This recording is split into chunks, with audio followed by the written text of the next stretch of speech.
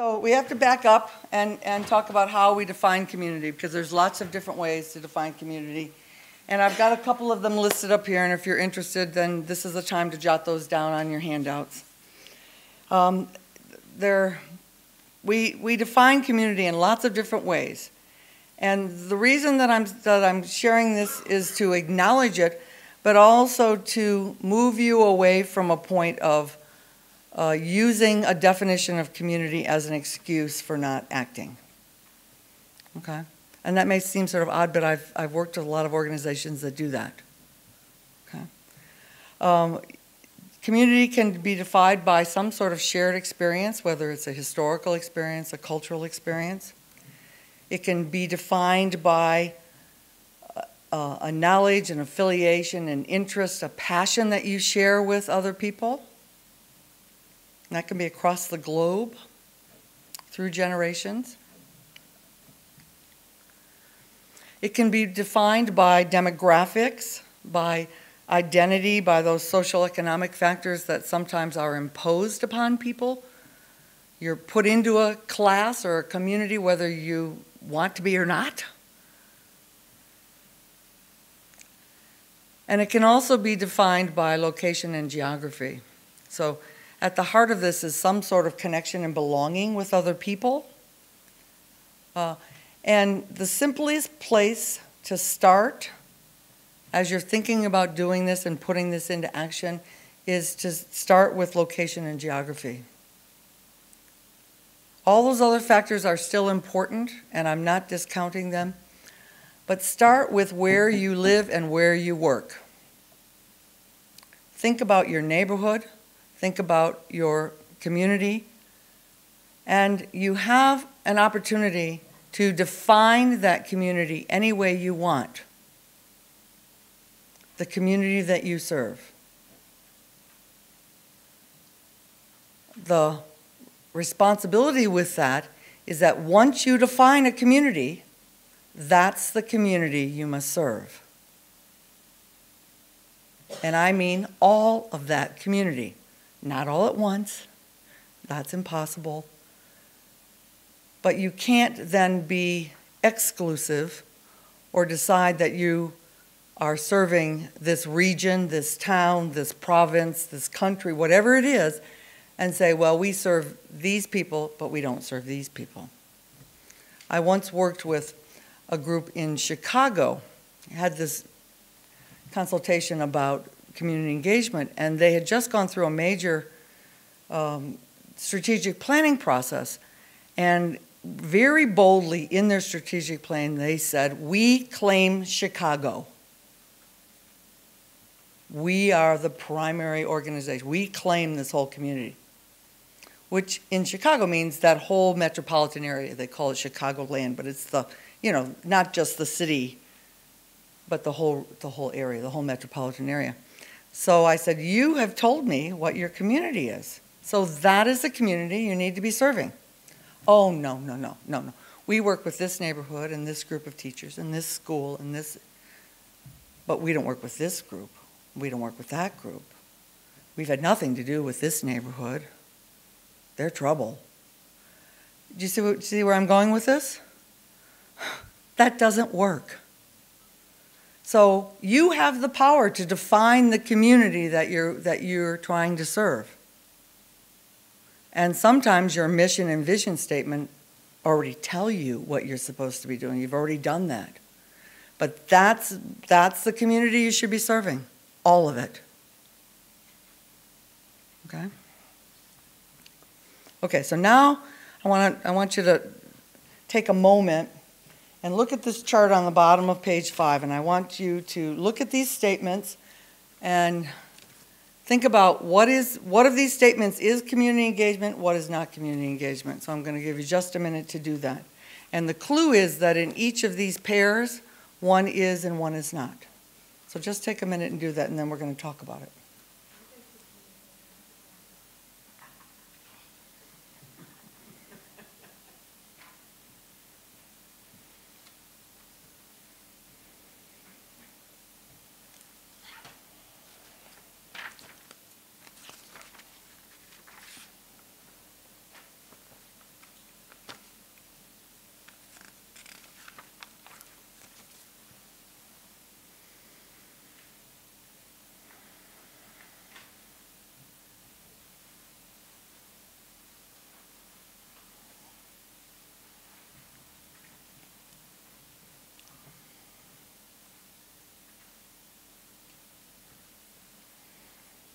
Okay, so I want to start with what community engagement is not.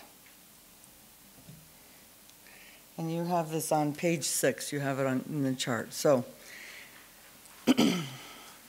community engagement is not identifying what the community can do for your organization. You have to flip that around, at least to start.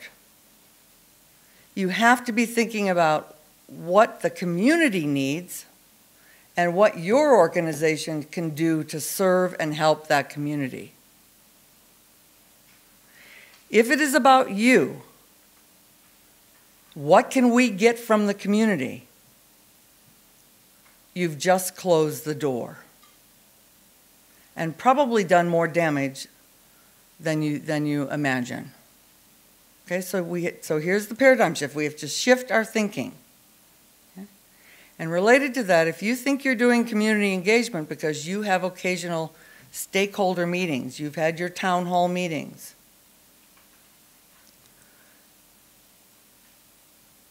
not that there's anything wrong with that, but that is just the tip of the iceberg. That is not community engagement. It's one tiny, tiny piece of community engagement. And it's the sort of thing that needs to happen on an ongoing, regular basis. And the engagement part has to go beyond listening and getting input from people. Okay? Similarly, an annual visitor survey and even a lot of the wonderful visitor studies tools that we have out there, that is not community engagement. It's one piece of our learning. So do not be deluded in thinking that if you're doing that, you're doing community engagement. Okay? That is not enough. If you've been in this field for some time, you know that there, for a while, was this trend of doing exhibits about different ethnic or community, religious, whatever, different groups in the community that have self-defined themselves by identity, by background, whatever it is. So there was this point where everybody was doing, you know, I've done the Irish, I've done the Germans, I've done the First Peoples, sort of checking it off a list and thinking that, oh, hi, we're doing community engagement because we've done all these things. And sort of feeling really good about themselves. What happened more often than not is that when organizations did that, they just checked it off the list. They went from one to the other. And how do you think those early groups felt?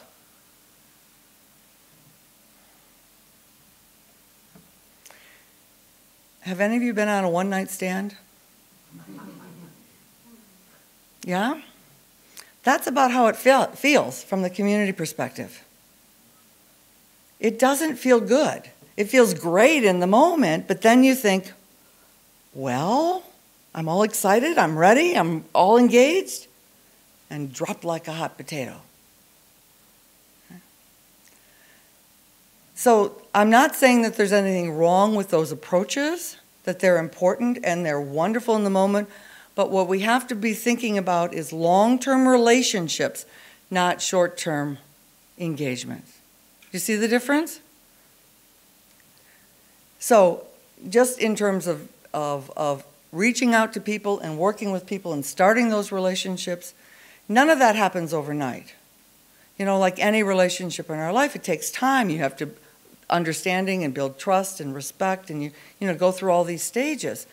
But you have to then figure out a way, once you've gotten to those points, of keeping people involved, of continuing to involve them and have their input. So right then and there, it begins to force you to think differently about what you do at in the projects down the road. And many organizations will move to a position where they consciously try to use multiple perspectives, and that's a very powerful tool in your programs and your exhibits and your interpretation or whatever it is, so that you keep those voices alive and active once you've engaged them. Okay? Community engagement is not continuing to control and run your programs and activities and yet expecting other community organizations to participate and donate. Do you get that? They're still your programs. You have to start shifting and help everyone in your enterprise and everyone in the community to start thinking about these things as community programs. So that means partnerships, collaborations, buy-in, ownership, you're sharing power and control, all of those sorts of things. It's a fundamentally different way of thinking about what we do and why we do it and how we do it. Okay? And then the bottom point up here goes right along with that. You cannot expect reciprocity for your contributions to the community outside of your organization. This is not a quid pro quo. That's not what it's about at all. Okay? So what is it about? It starts with identifying and addressing what the community cares about. So that means we have to figure that out. And here's the other problem that I've run into over and over and over again. Many of us, in our brilliance, think we know what matters to communities. We do not. We don't even begin to really understand what matters to the community unless we ask the community, unless we open our hearts and open our minds and listen. So that's the starting point. And the really wonderful thing about that is that communities rarely say no. And they are always willing to help if you are honest and sincere, if you are not approaching this with an ulterior motive, with a second agenda. Okay?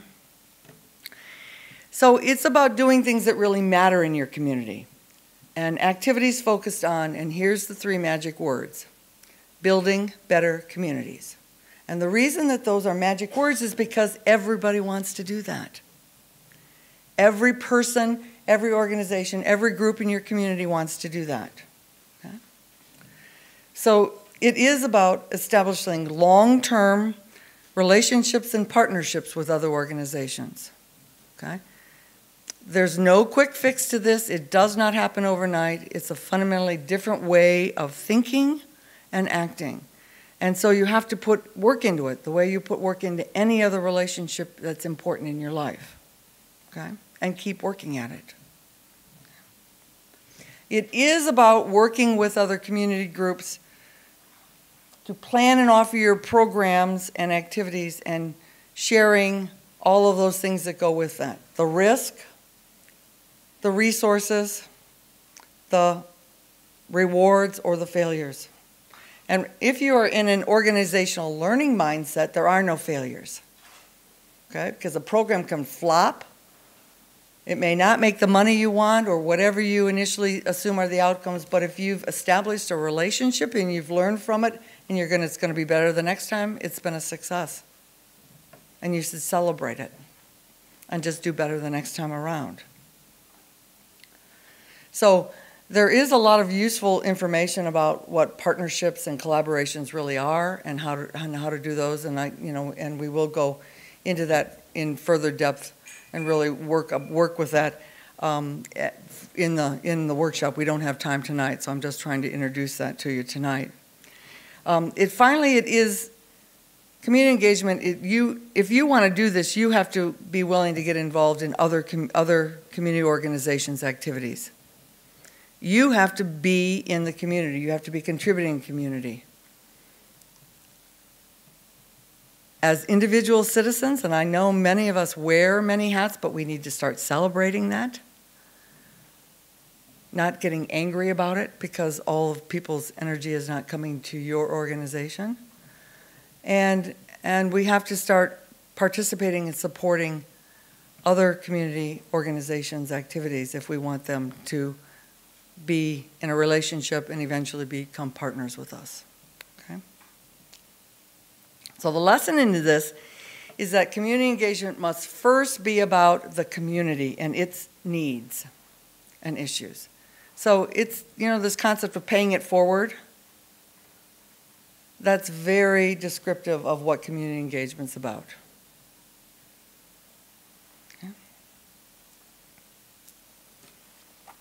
We are running behind a little bit, so I'm going to skip over the second part a little bit. I'm just going to go through it quickly. On page 7 in your handout, there's a chart that compares audience development and community engagement. And the reason I put that in there is because people use the words community engagement very loosely.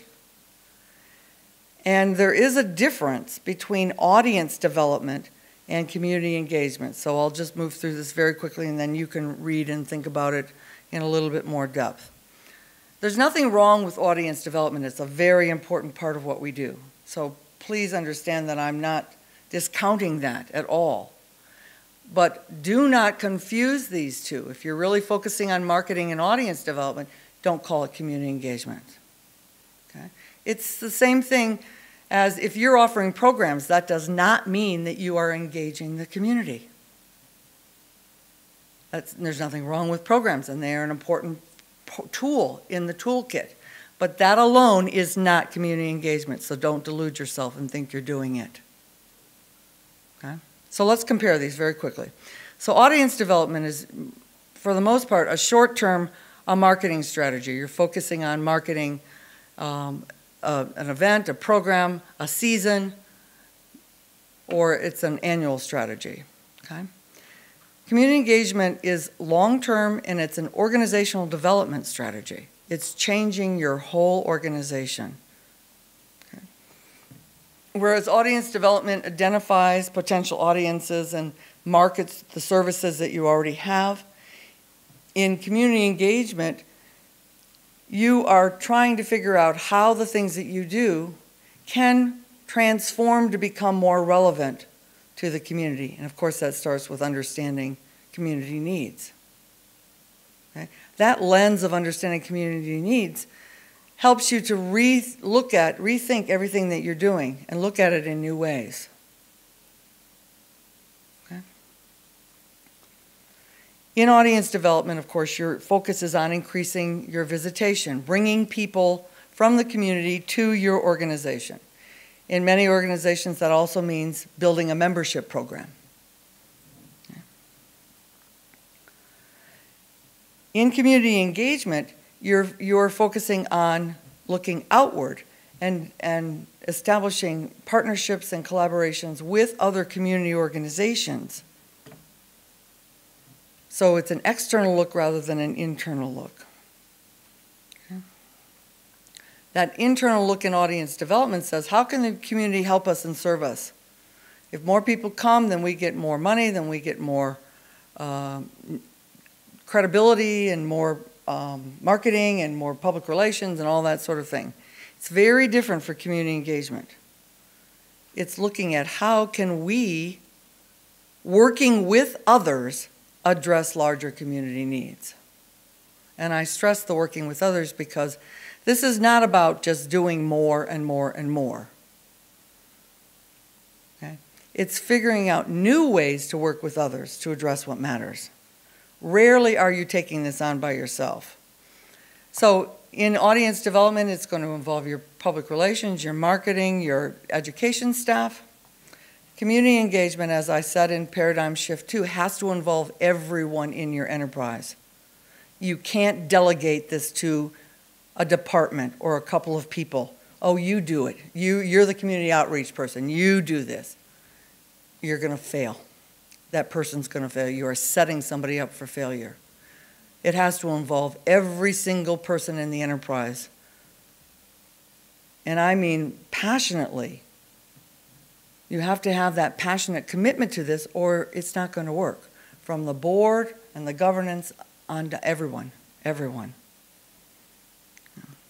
If you hired a consultant to work with you on audience development, there are very powerful tools available where they can go to the community and get input and then report that input back to you. Okay? That's how a lot of the visitor studies works. Okay? And some strategic planning also works that way, where you're doing that external assessment, somebody goes out and gives you that read, reports back. That does not work in community engagement. If you employed a consultant to help you, they cannot do this work for you. You have to do it. Otherwise, it just doesn't work. All they can do is help to bring the community to you and facilitate collective dialogue. In audience development, your organizational identity, your goals, your priorities are set. You're starting from that and you know, bringing people to enhance and build that. In community engagement, all of that can change. So clearly of these two, audience development is more conservative, more predictable, and community engagement is more risky, and you just need to know that up front as you're starting this. But I will tell you from doing this for 15 years that if you approach this honestly, openly, without ulterior motives, the results will far exceed your expectations. They'll sort of mind-blowing, blow your socks off, however you want to describe it. It will just amaze you. But the risk is that when you're starting out, you don't exactly know where you're going to go. And that's sometimes hard to sell initially. But I have never seen the resistance to this coming from communities. It's not coming from communities, it's coming from us. It's coming from our boards, it's coming from our professionally trained, wonderful staff who think that they should have the power and control. So that should give us pause.